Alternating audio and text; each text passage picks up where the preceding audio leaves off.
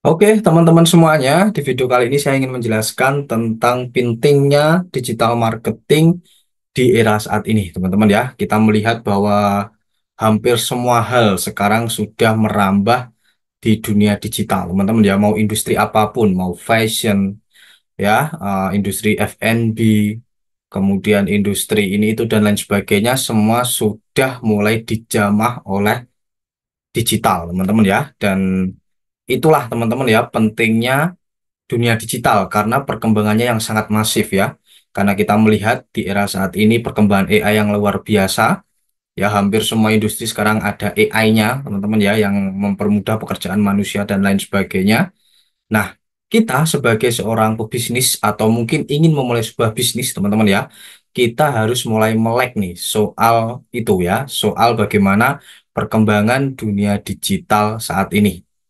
Dan apabila kita lihat ya teman-teman ya, kita compare perkembangan digital yang ada di Indonesia dan di luar negeri, ini sangat-sangat jauh berbeda sekali teman-teman ya, kawan-kawan semuanya. Jika melihat saat ini katakanlah di Amerika sudah tren digital tentang hal ini.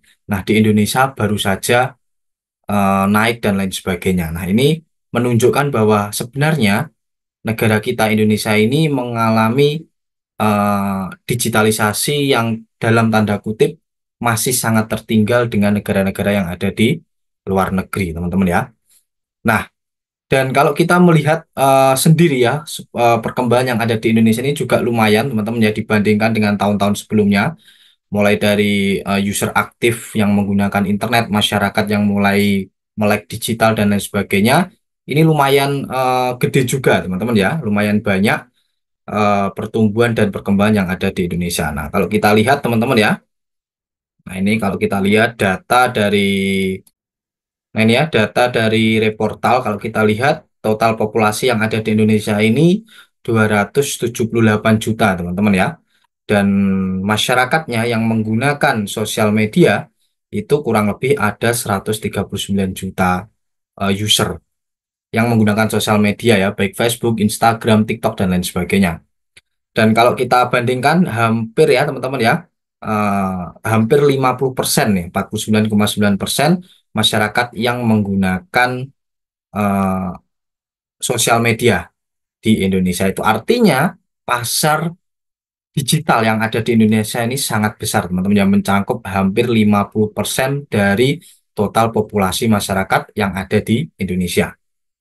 Nah, dan kalau kita lihat daily time spend ya teman-teman ya, berapa jam sih mereka menghabiskan waktu untuk menghabiskan scroll-scroll media sosial, nonton video di sosial media dan lain sebagainya, kita bisa lihat teman-teman ya, time spent using the internet ya, teman-teman ya. Jadi total orang menghabiskan waktu untuk menjelajah di internet itu per hari kurang lebih 7 jam 38 menit. Wah, ini hampir setengah hari ya, teman-teman ya, dari eh, aktivitas kita ya 7 jam 38 menit dan orang menghabiskan ya kita bisa lihat time spend using social media itu 3 jam 11 menitan kurang lebih teman-teman ya, jadi mereka menghabiskan waktu untuk melihat Instagram, Facebook dan lain sebagainya itu 3 jam 11 menit. Nah, dan kalau kita lihat ya, time spend orang melihat sosial media itu sudah mengalahkan time spend dari orang-orang yang menonton televisi, teman-teman ya.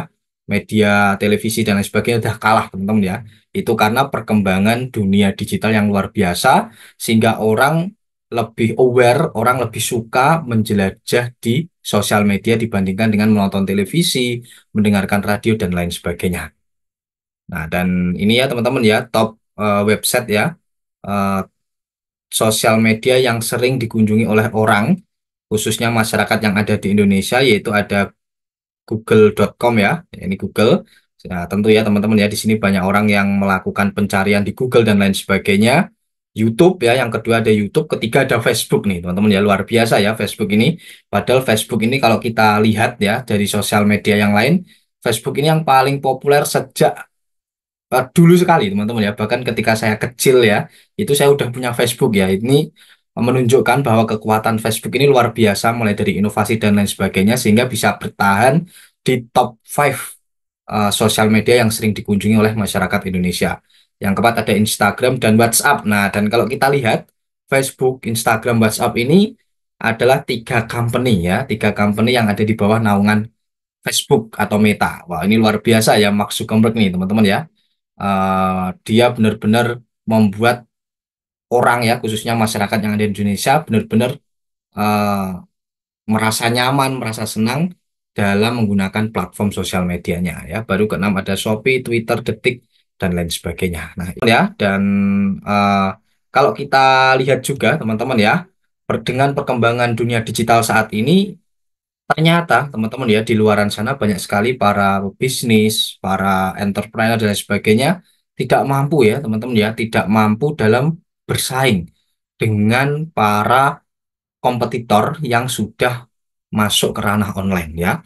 Karena seperti halnya deh teman-teman ya, kita pernah mendengar ya kemarin di Tanah Abang mulai sepi gara-gara TikTok ya teman-teman ya, sampai pemerintah menutup TikTok dan pada akhirnya juga dibuka lagi ya. TikTok dibuka lagi dengan model yang ya menurut saya hampir sama lah teman-teman ya dengan sebelumnya, hanya saja bekerja sama dengan e-commerce dan lain sebagainya. Nah, kita melihat ya fenomena-fenomena ini teman-teman ya, banyak sekali para pebisnis offline yang mereka nggak tahu menahu soal online dan lain sebagainya harus bangkrut teman-teman ya, harus kalah persaingan dengan mereka yang sudah berkompetitif menggunakan digitalisasi. Nah, ini juga saya ya beberapa berita yang saya lihat teman-teman ya. Nah, ini dari MNC Portal teman-teman ya, 52% perusahaan besar bangkrut akibat digitalisasi. Nah, ini kan miris sekali ya teman-teman ya, kalau kita lihat kenyataan ini ya, hampir 52% perusahaan bangkrut akibat digitalisasi. Itu artinya kalau kita juga hanya diam-diam saja dan tidak aware dengan perkembangan dan fenomena saat ini, itu artinya kita juga harus siap-siap mengalami kebangkrutan jika kita punya bisnis nih, teman-teman ya. Jadi kawan-kawan yang memang hari ini punya bisnis dan merasa bahwa bisnisnya stuck atau mungkin cenderung turun nih gara-gara tidak mengadopsi sistem digital yang ada di dalam bisnisnya. Nah, ini teman-teman harus hati-hati nih, warning ya untuk teman-teman semuanya. Kita harus sadar ya teman-teman ya, kita harus sadar bahwa digitalisasi nggak bisa dibendung. Mau gimana pun, saat ini digitalisasi nggak bisa dibendung. Mau teman-teman protes sama pemerintah dan lain sebagainya, digitalisasi akan susah untuk dihentikan, teman-teman ya. Ya kasus kecilnya saja, teman-teman ya, di tahun lalu deh, teman-teman. Ketika banyak para pedagang kelontong sepi, Tanah Abang sepi, ya intinya pedagang-pedagang offline itu mulai turun omsetnya dan lain sebagainya, bisa dikatakan bahkan ada yang sudah bangkrut dan lain sebagainya, mereka meminta pemerintah untuk turun tangan dengan menutup TikTok Shop, teman-teman ya. Nah, pemerintah menutup ya pada saat itu, teman-teman ya. Tapi kenyataannya hanya selisih waktu seminggu dua minggu TikTok dibuka lagi, teman-teman ya. Nah, itu artinya menunjukkan bahwa perkembangan dunia digital ini nggak bisa dibendung dengan cara apapun, teman-teman ya. Nah, lalu gimana nih, Mas Yoga? Kita yang hari ini nggak mengadopsi digital atau mungkin kita belum aware, kita belum sadar tentang pentingnya digital marketing, kita harus bagaimana?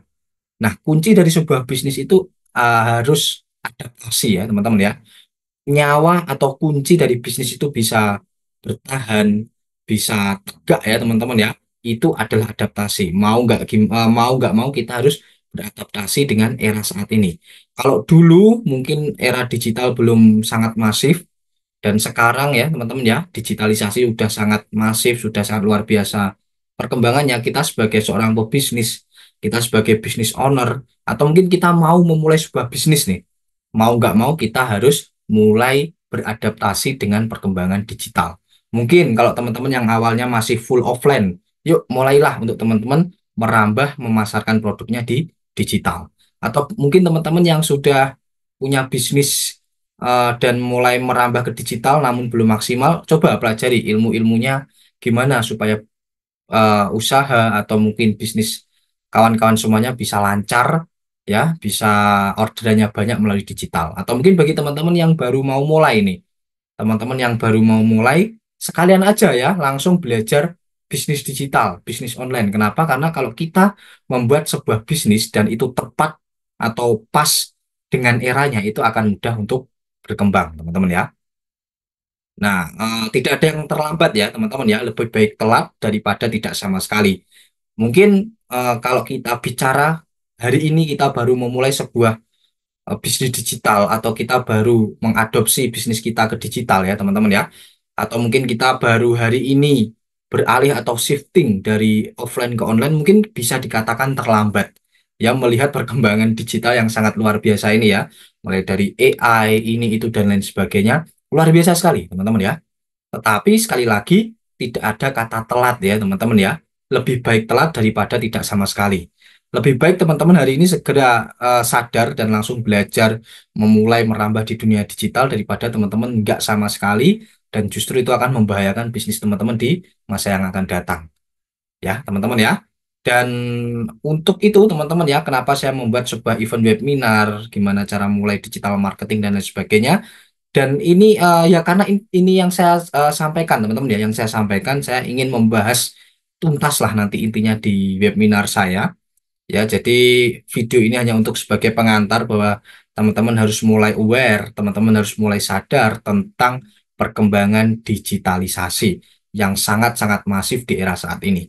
Oke, teman-teman ya. Jadi untuk lebih detailnya dan lain sebagainya saya akan bahas nanti di webinar saya, teman-teman ya. Catat tanggalnya ya, tanggal webinar saya dan pastikan teman-teman hadir ya, luangkan waktu 1 sampai 2 jam ya di jam 8 malam. Ya, teman-teman jangan sampai ketinggalan karena dengan webinar itu teman-teman akan terbuka nih pola pikirnya.